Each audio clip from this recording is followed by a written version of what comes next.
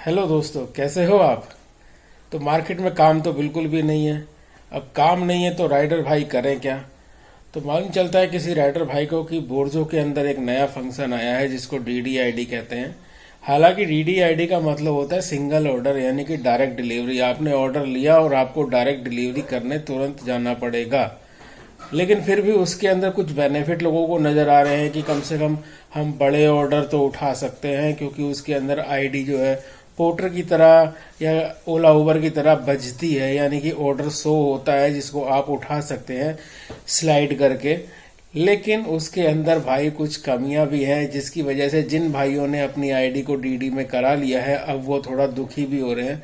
तो जो भाई अपनी आईडी को डीडी में कराना चाहते हैं उनको मैं कुछ ऐसी नॉलेज दे रहा हूं जिससे कि उनको आसानी होगी ये निर्णय लेने में कि अपनी आईडी को वो डीडी में कन्वर्ट करवाएं या नहीं। तो सबसे पहली जानकारी हम आपको दे दें कि डीडीआईडी के अंदर आपको जो ऑर्डर आते हैं वो ऑर्डर 4 किलोमीटर के अंदर में आते हैं। जहां से भी ऑर्डर वो बन रहा है वहां से 4 किलोमीटर के अंदर जो भी डीडीआईडी वाला राइडर होगा वो ऑर्डर पहले उसके पास शो होगा। जरूरी नहीं कि आपके पास मोटे अमाउंट वाले ही ऑर्डर आए। जी हाँ, उस 4 किलोमीटर के अंदर जो भी नया ऑर्डर बनेगा, चाहे वो 40 रुपए का हो, 50 का हो, 60 का हो या फिर 500 का हो, पहले वो आपकी आईडी के ऊपर शो होगा। उसके बाद अगर आप उसके ऊपर कोई रिएक्ट नहीं करते हैं, यानी कि ऑर्डर को छोड़ देते हैं, तब वो ऑर्डर जो है नॉर्मल आईडी पे चला जाएगा। लेकिन यहाँ पर सबसे महत्वपूर्ण बात यह है कि जैसे कि आप एग्जाम्पल ले लीजिए पोर्टर का, तो पोर्टर के अंदर क्या होता है कि ऑर्डर जब बजता है तो इकट्ठे 5-10 राइडरों के पास कम से कम वो ऑर्डर बचता है, और जिसको वो ऑर्डर चाहिए होता है वो उस पर टैप कर देता है और ऑर्डर उसको मिल जाता है। लेकिन बोर्जो के अंदर ऐसा सिस्टम नहीं है। बोर्जो के अंदर ऑर्डर सिर्फ एक राइडर के पास ही बचेगा। अगर उस राइडर ने उस ऑर्डर के ऊपर कोई रिएक्शन नहीं दिया है, ऑर्डर को एक्सेप्ट नहीं किया है, छोड़ दिया है, तो वो सीधा नॉर्मल आईडी के ऊपर चला जाएगा। इसका मतलब ये होता है कि बोर्जो के अंदर जो डीडीआईडी है उसमें 4 किलोमीटर के अंदर जो बनने वाला ऑर्डर है वो सिर्फ एक राइडर के पास ही जाएगा। बाकी जितने राइडर उस 4 किलोमीटर के दायरे में है वो खाली ही बैठे रहेंगे। अब उनकी आईडी नॉर्मल नहीं है तो उनको वो ऑर्डर शो भी नहीं होगा। फॉर एग्जाम्पल मान लीजिए कि अगर आप गुड़गांव के अंदर हैं और आपको नोएडा आना है, उस 4 किलोमीटर के अंदर डीडीआईडी वाले 10 राइडर बैठे हुए हैं। अगर वहां से कोई ऑर्डर बजा जो कि नोएडा का है, लेकिन वो बजा एक ऐसे राइडर के पास जिसको नोएडा जाना नहीं है, उसे सिर्फ गुड़गांव से गुड़गांव में ही रहना है, क्योंकि वो गुड़गांव में रहता है, वो इस टाइम शाम के टाइम में नोएडा जाने का इच्छुक नहीं है। तो होगा क्या कि वो ऑर्डर अगर उसकी आईडी पे बजा तो वो उसको छोड़ देगा। छोड़ने के तुरंत बाद वो ऑर्डर सीधा नॉर्मल आईडी पे चला जाएगा, और वो जो बाकी के 10 राइडर में से 9 राइडर बचे हैं उनको पता ही नहीं चलेगा कि उस एरिया में एक ऑर्डर है जो नोएडा के लिए बना हुआ है, वो उसको उठा लें। क्योंकि डीडीआईडी के अंदर फिर नॉर्मल आईडी की तरह आपको ऑर्डर नजर नहीं आएंगे और आप बैठे रहेंगे ये सोच के कि चलिए कोई ऑर्डर नोएडा का बजेगा तो हम उठाएंगे, जबकि ऑर्डर बज रहे होंगे लेकिन सिर्फ एक राइडर के पास बज रहे होंगे, किसी एक के पास बजेगा, और अगर वो नहीं उठाएगा तो वो ऑर्डर नॉर्मल आईडी पे चला जाएगा और आप बैठे रहेंगे। ये बहुत ही बड़ी परेशानी है डीडीआईडी के अंदर। अगर आप सोच रहे हैं कि डीडीआईडी करा लें तो इस परेशानी को आपको झेलना पड़ेगा, ये बिल्कुल ध्यान रखिएगा। एक बात मैं आपको और बता दूं, डीडीआईडी के अंदर लगातार 10 ऑर्डर छोड़ने पर आपकी आईडी ब्लॉक भी हो जाएगी। हाँ, लेकिन वो ब्लॉक सिर्फ 1 घंटे के लिए होगी। तो अब यहाँ पर भी ये दिक्कत आती है क्योंकि 4 किलोमीटर के अंदर बनने वाले ऑर्डर पहले आपके पास होंगे।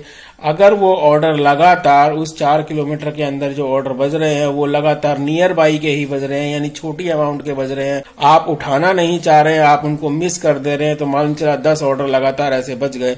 अब आप कहीं के भी नहीं रह गए क्योंकि आपकी आईडी ब्लॉक हो गई 1 घंटे के लिए। अब आप 1 घंटे बाद ही बोर्जो पे लॉगिन हो सकते हैं।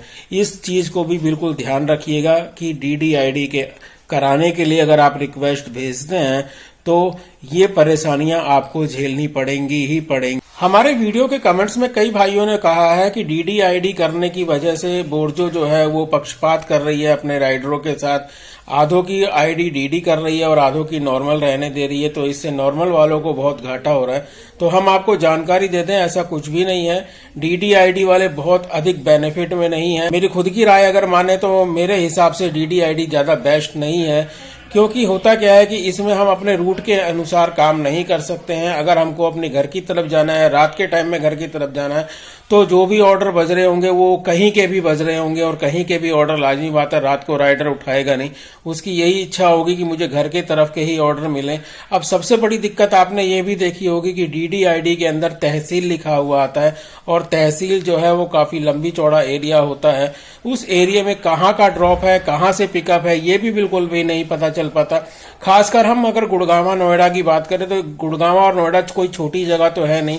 जब आप गुड़गांव में होते हैं तो वहां पर आपको जो ऑर्डर शो होगा DDID के अंदर, वो लिखा होगा गुड़गांवा टू गुड़गांवा। अब भाई गुड़गांवा से गुड़गांवा कहाँ का क्या पता, गुड़गांवा से स्टार्टिंग से है और गुड़गांवा के एंड मानेसर का ऑर्डर मिल जाए रात के टाइम में, तो कौन जाएगा इस ऑर्डर को करने के लिए। इसी तरह नोएडा में भी यही दिक्कत है, नोएडा टू नोएडा ही लिखा हुआ आएगा। आपको यही नहीं समझ में आएगा कि ऑर्डर नोएडा से उठाना कहाँ से है। खैर उठाना तो आपको पता है कि DDID के अंदर 4 किलोमीटर के अंदर से ही उठाना होगा, लेकिन नोएडा में जाएगा कहाँ, इसके बारे में भी आपको कोई जानकारी मिल नहीं पाएगी जब तक आप ऑर्डर को एक्सेप्ट नहीं करेंगे। और एक बार ऑर्डर को अगर आपने एक्सेप्ट कर लिया तो आपको पता है कि इसको हटाने के लिए 40 रुपए की पेनल्टी आपको देनी पड़ेगी। तो भाई DDID में थोड़ा सा क्या, मेरे हिसाब से तो बहुत ज्यादा दिक्कत है। नॉर्मल ID में आप सब कुछ पहले देख सकते हैं, ऑर्डर उठना कहाँ से है, ऑर्डर जाना कहाँ पर है, कितनी अमाउंट मिल रही है। अब भाई देखा जाए अगर तो DDID के अंदर कमियों की कोई कमियां नहीं है।